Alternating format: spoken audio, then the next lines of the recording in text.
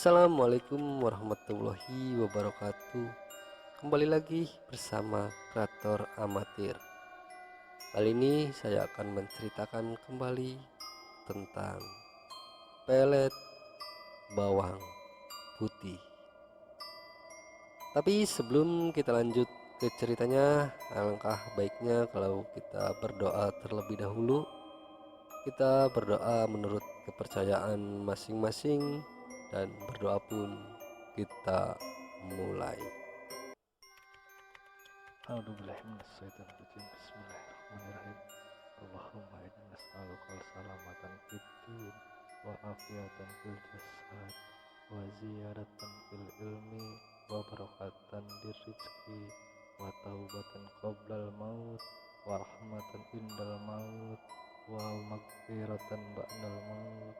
Allahumma hawin alaina fi syakaratil maut wan nazata minan nar wal afwa indal hisab.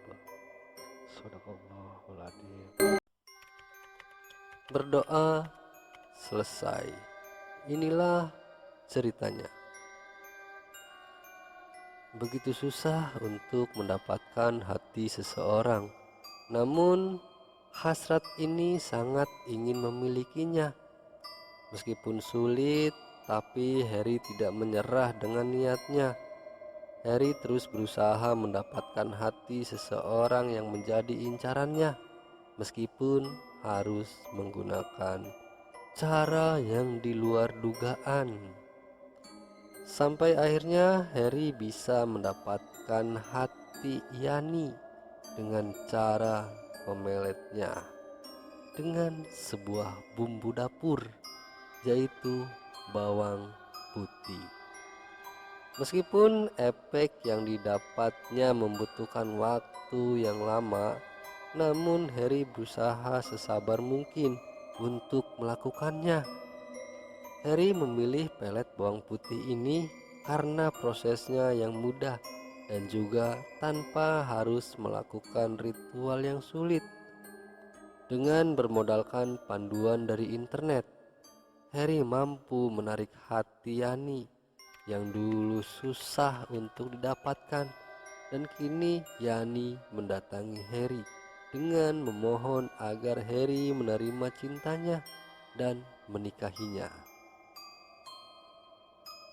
Kita mundur ke tahun 2017, di mana di situ tempat di pesisir pantai utara Pulau Jawa terdapat sekumpulan anak muda-mudi yang sedang memandangi indahnya matahari tenggelam. Langit yang awalnya berwarna biru kini berubah menjadi jingga kemerahan, menandakan matahari akan tenggelam.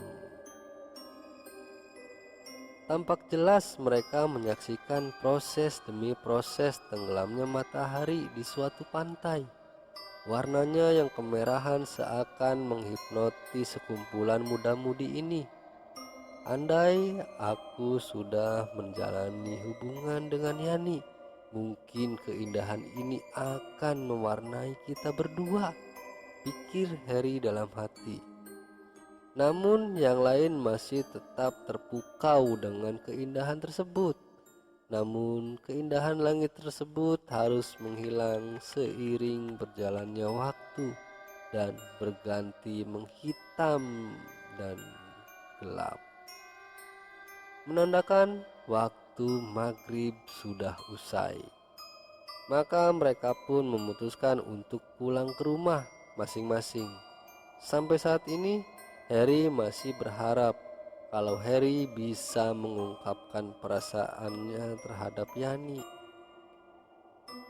Namun jangankan mengungkapkan perasaannya, untuk berbicara pun rasanya terkunci dan kaku bibir Harry. Maka Harry pun tidak bisa mengungkapkan apa-apa kepada Yani. Bahkan saat mereka berkumpul pun mereka tak saling bicara, hanya terdiam kaku saat bertatapan.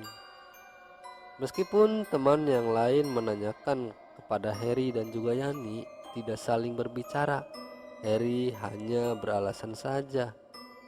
Yani tidak mengetahui gerak-gerik Harry. Yani juga tidak menyadari kalau Harry menyukainya. Namun, Yani juga sadar kalau mereka hanya berteman baik dan tidak ingin hancur karena hubungan spesial. Yani juga sadar kalau Yani sudah memiliki pendamping hati yang dia sembunyikan dari teman-temannya yang juga berpikir seperti Harry. Tidak ingin pertemanan mereka hancur hanya karena Yani sudah memiliki kekasih. Yani tidak ingin membuat teman-temannya merasa cemburu. Karena setidaknya merekalah yang selalu ada di saat Yani sedang mengalami keterpurukan. Dan mereka pula yang selalu menghibur Yani saat Yani dalam kesedihan.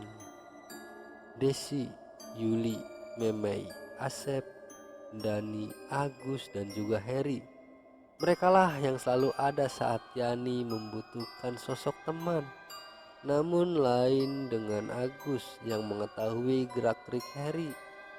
"Aku tahu Her, kenapa tadi kamu diam terus?" ucap Agus saat berjalan pulang. Agus dan Harry rumahnya satu arah, sedangkan yang lain satu arah dengan Yani. "Sotoy kamu Gus," jawab Harry. "Kamu ada rasa kan sama Yani?" tanya Agus. Harry langsung membungkam mulut Agus dan menyuruhnya berhenti bicara.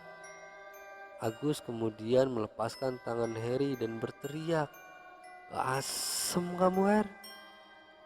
"Aku bicara fakta Her," ucap Agus.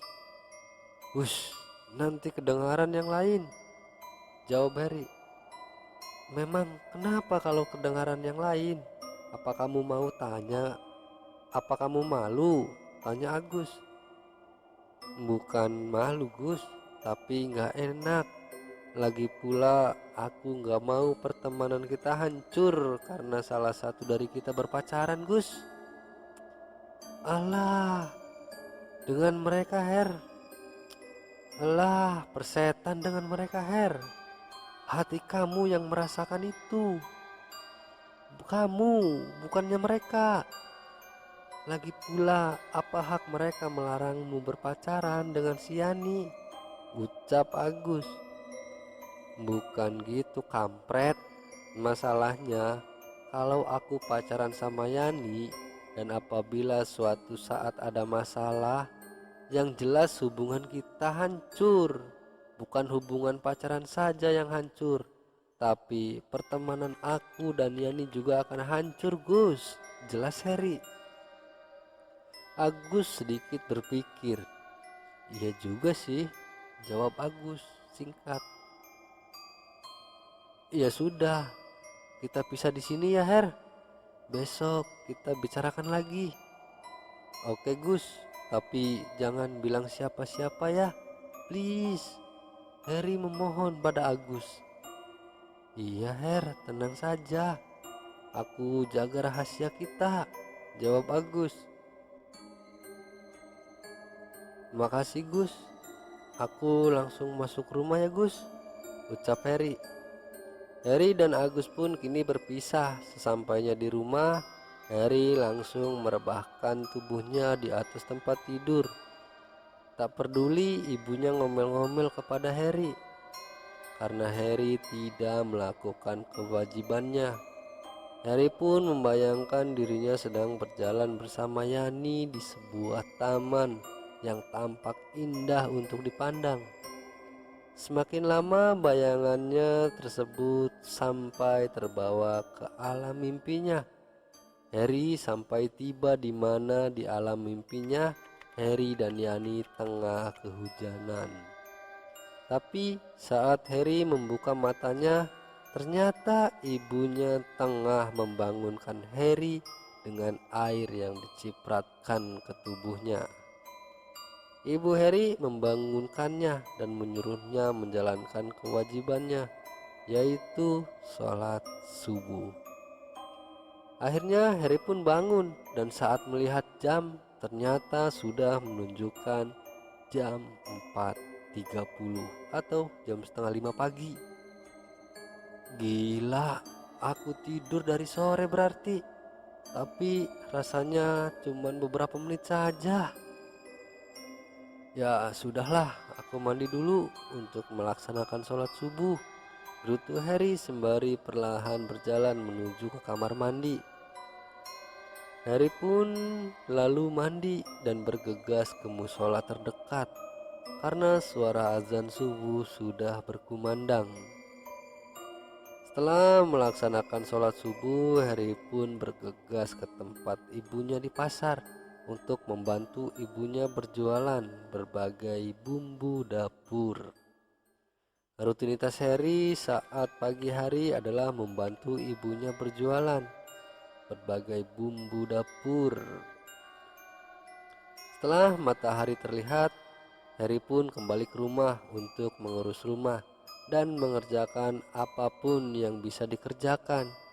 Karena saat ini Harry belum mendapatkan pekerjaan, tidak seperti teman-temannya yang lain. Harry bisa mendapatkan uang dengan membantu ibunya di pasar.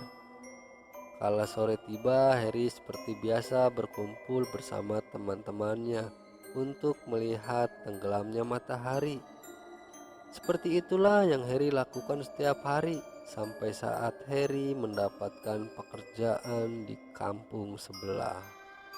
Saat itulah Harry akan memberanikan diri mengutarakan perasaannya kepada Yani. Di sisi lain, kita masuk ke sisi Yani. Setelah Yani dan Harry saling berdiam-diaman, ada rasa curiga dari teman-temannya dan berusaha menanyakan langsung kepada Yani dalam perjalanan pulang. "Yan, kamu ada masalah apa dengan Harry?" tanya Desi, Juli, Memei, Asep, dan juga Dani, yang kebetulan rumahnya searah dengan Yani. "Enggak kok, enggak ada masalah apa-apa," jawab Yani. "Lantas, kenapa kamu tidak seperti biasanya? Biasanya kamu sama si Harry begitu dekat dan begitu ramai," tanya Asep. "Iya Yan, betul itu," sambung Desi.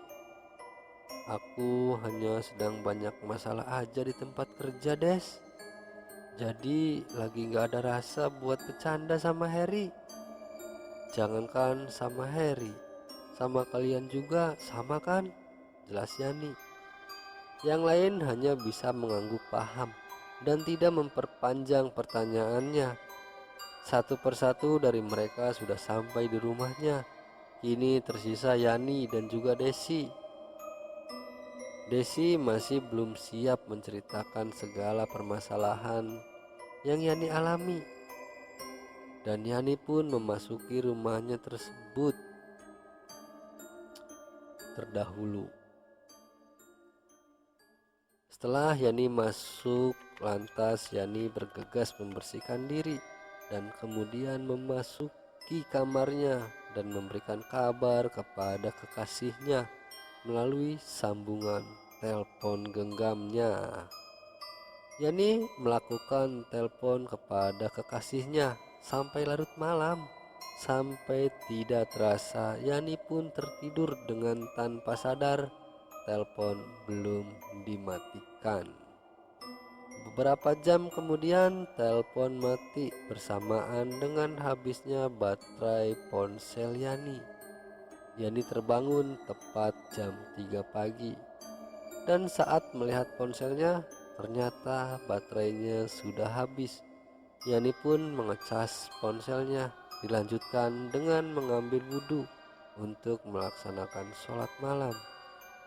Namun saat hendak mengambil wudhu, tiba-tiba airnya habis dan lampu di rumah pun padam.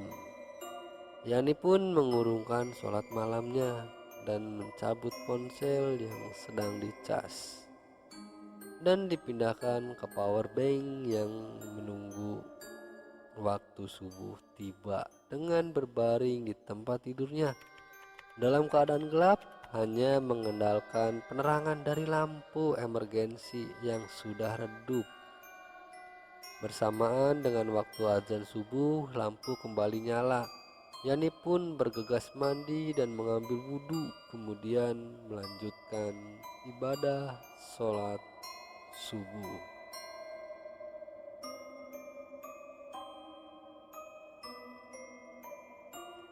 Setelah itu Yani melakukan sholat subuh di rumah sendiri, tidak di musola. Dan cerita pun bersambung.